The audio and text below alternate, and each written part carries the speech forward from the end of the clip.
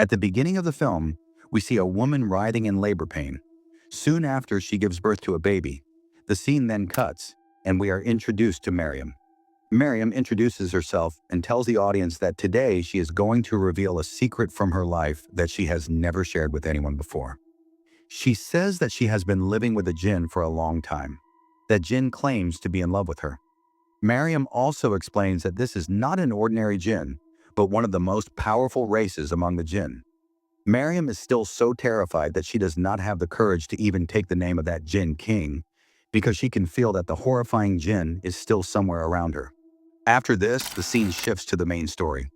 At school, we see some children talking about Maryam as they watch her.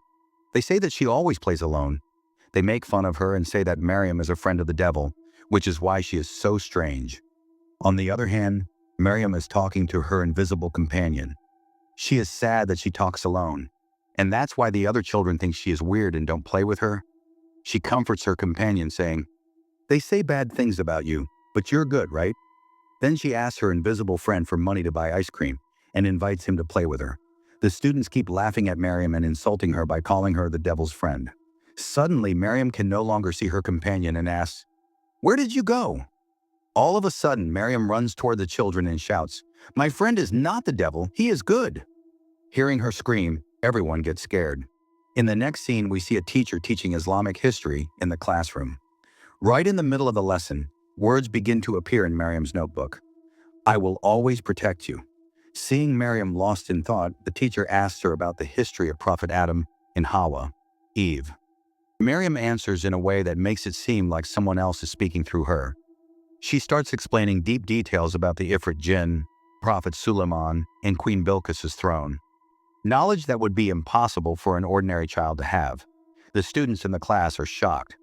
One of them asks in amazement how Maryam knows all this.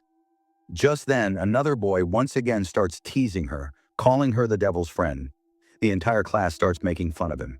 Maryam gets angry and shouts, "My friend is not the devil, you people are the devil." Hearing this, everyone falls silent. But suddenly, the atmosphere in the classroom turns terrifying. A girl puts her finger into a pencil sharpener. One by one, everyone becomes possessed and starts muttering in Arabic. The teacher and students begin screaming in fear. A boy picks up a pen and stabs it into his own eye. Another boy bangs his head against a nail sticking out of a half-broken bench. He screams in pain and terror. Maryam never wanted this. She is completely horrified and starts shouting at the jinn to stop. And finally, Maryam realizes that the jinn living with her is actually not good. Crying, she yells at the invisible power, "You are evil! You are truly the devil!" In the next scene, we see that Maryam's mother has brought her to an Ustad. There, the Ustad and others together begin Maryam's exorcism. They loudly recite Ayatul Kursi and Surah Ikhlas to protect her from the evil influence of Satan. Suddenly, the jinn inside Maryam roared, "This girl is mine!" The Ustad asked the entity to reveal its identity. In response, the jinns speak in different languages like Javanese, Indonesian, and Arabic. It says that it has been with Maryam since her birth, like her shadow. Finally, it reveals its true form, saying that it belongs to the Ifrit lineage. All of a sudden, the jinns stand up and kick over a water bottle placed in front of the Ustad. Then it snatches someone else's bottle and starts drinking the water. Staring straight into the Ustad's eyes, it growls menacingly. But the Ustad does not stop his prayers, and eventually Maryam loses consciousness. After this, Ustad Saleh explains to Maryam's mother that usually jinn enter the human body through filthy or impure places. But Maryam's case is not normal. A very ancient and powerful jinn called Ifrit has possessed her. These jinn existed even before the arrival of Prophet Adam and are often involved in black magic and destruction. Still, the Ustad encourages them. He says that humans are superior to jinn, and inshallah, they will win this battle. He promises that he will always help Maryam. The Ustad then asks Maryam if she likes her jinn friend. Innocently, Maryam says yes, but she also admits that she feels bad when it hurts others. She expresses her fear that if this continues, she will be left with no friends at all. The Ustad advises her not to lose courage. After that, Maryam and her mother leave the place. The Ustad then talks to his students, Farhan and Rizki. The students ask if Maryam is okay now. The Ustad reassures them by saying, "Inshallah." The scene then shifts to the present. Maryam has grown up and is getting ready to go to work. Her mother reminds her about the necklace and tells her that the boy is waiting for her. We then see Maryam step out of the room, but her reflection is still visible in the mirror. This clearly means that the jinn are still with her. Bagas takes Maryam to work on his motorcycle. On the way, we see a man staring at them in a strange way. This is the same jinn who can change his appearance. When they reach their destination, they meet Adi, who had fallen victim to the jinn in childhood. He warns Bagas about Maryam and asks if he wants to end up like Adi. Bagas replies that Adi's condition is the result of his own foolishness. After that, Maryam's colleagues start making dirty jokes about her relationship with Bagas. They say that if Maryam falls in love, won't her devil friend get angry? They mockingly say that Bagas's head or liver might get pierced by the jinn's anger, just like Adi's. They also make fun of Maryam's necklace, saying it might be made from Bagas's liver. They ask if her devil friend gives her money too, and if so, he should give them some as well. Maryam silently endures all of this. Just then, Bagas arrives and says that on the boss's orders, they will have to go to the coastal area after Maghrib to increase fish production, a place that is said to be a den of demons. However, instead of Bagas, Maryam is assigned the duty to go there. Key mockingly says that Maryam doesn't need to be scared because Bagas is with her like a bodyguard. In the next scene, Maryam and the others reach the coastal area. The place truly looks deserted and haunted, which scares everyone a lot. Then Adi says there's nothing to be afraid of because Maryam is with them, the one whose friend is the king of the jinn. Adi shows the wound on his forehead and says how dangerous Maryam's jinn friend really is. Suddenly, they see that Maryam's face has turned terrifying. On the other side, we see the real Maryam, who was with Kai. Key is shocked to see Maryam alone and asks if the others left her behind. Just then, they hear screaming. They run to the spot and see that Adi, Bagas, and Eka have been possessed, with blood coming out of their mouths. Maryam then screams and tells the jinn to stop. She says, "Don't trouble my friends, stop." Strangely, the moment she says this, everything becomes calm. After the situation settles down, the workers tell Taufik Sir everything. Eka claims that Maryam was with her and that Maryam caused all this, but Key says that Maryam was with her. How can Maryam be in two places at the same time? This creates confusion.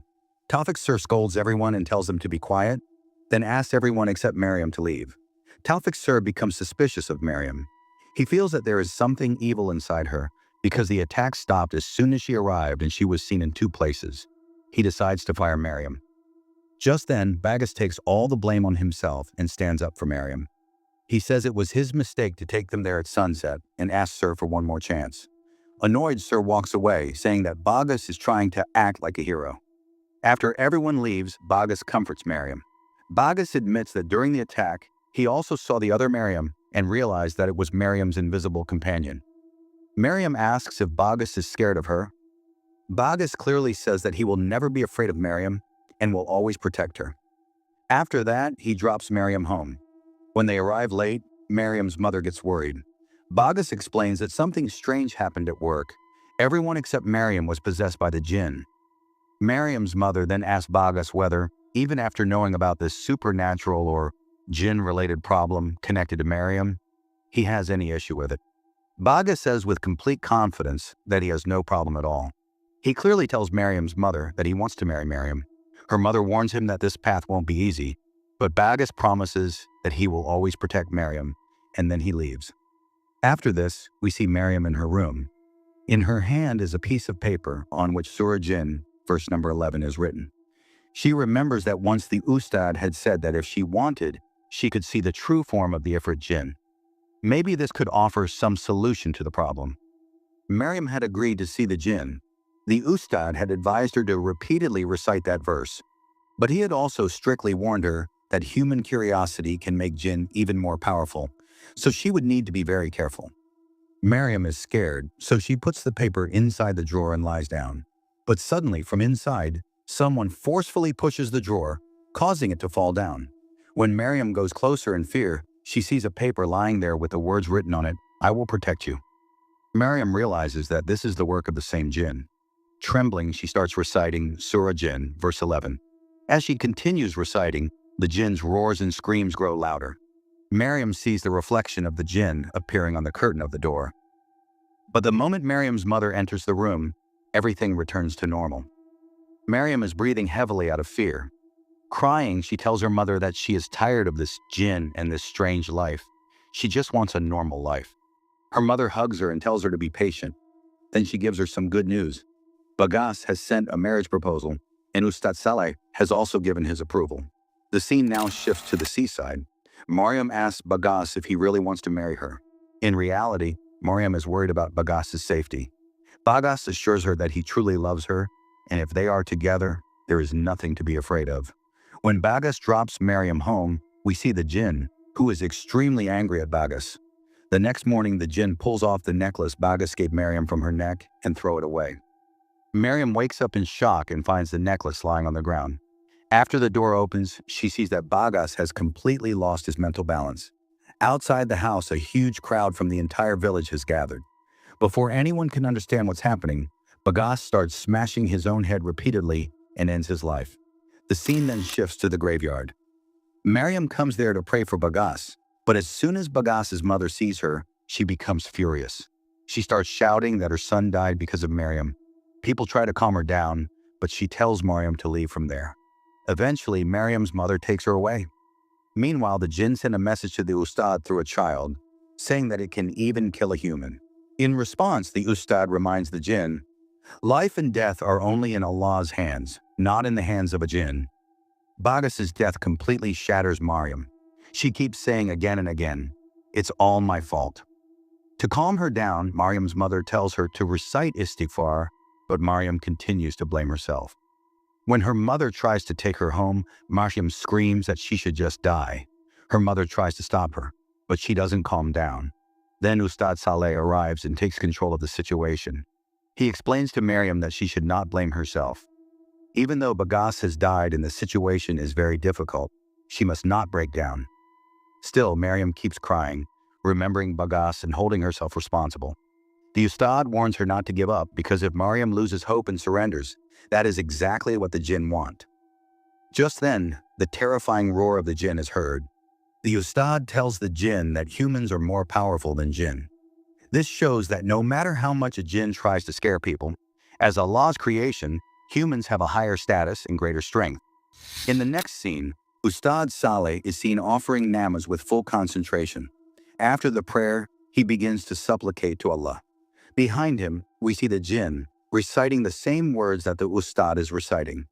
Realizing this, the Ustad turns around and says, I know it's you. He asks what the jinn actually want. Instantly, the jinn appears in front of him and mocks him. As the Ustad continues his zikr, the jinn asks in a bitter voice whether he really thinks that this small prayer or zikr is enough to separate it from Maryam. In the end, the jinn let out an evil laugh. In the next scene, Ustad Saleh asks Maryam whether she has offered her namaz or not. He understands her pain and says that he knows Maryam only wants to worship in peace and live a normal life. He encourages her, saying that Allah promises help to those who keep trying and continue their worship. Suddenly, the Ustad talks about leaving, and hearing this, Maryam panics. Worried, she asks how she will face this danger without the Ustad by her side. Then Ustad responds gently, saying that he is nothing more than a humble servant of Allah. It was Allah alone who protected Maryam all these days, and even if the Ustad is no longer there, Allah himself will continue to protect her. After this, Maryam opens her eyes, meaning she had been dreaming all this time. In the next scene, we see the Ustad being buried, which means the jinn had killed him as well. And here we see Farhan, who had been abroad for his studies all this time. After returning home, Maryam, in pain, says to the jinn, You want me to die, don't you? Do whatever you want with me. Why are you hurting others? Enraged by this, the jinn started destroying everything around. Maryam then receives a message from the jinn that says, Spend your life with me. This angers Maryam, and she tries to end her life using a broken mirror lying there. Just then, her mother arrives and stops her. Both of them start crying. Her mother says that everything is her fault, but Maryam says that she wants to end her life. Anyway, the next day we see Maryam walking into the sea, about to end her life. At that moment, Farhan arrives. The jinn mocks Farhan and says that his Ustad Saleh has already lost, so Farhan won't be able to harm him.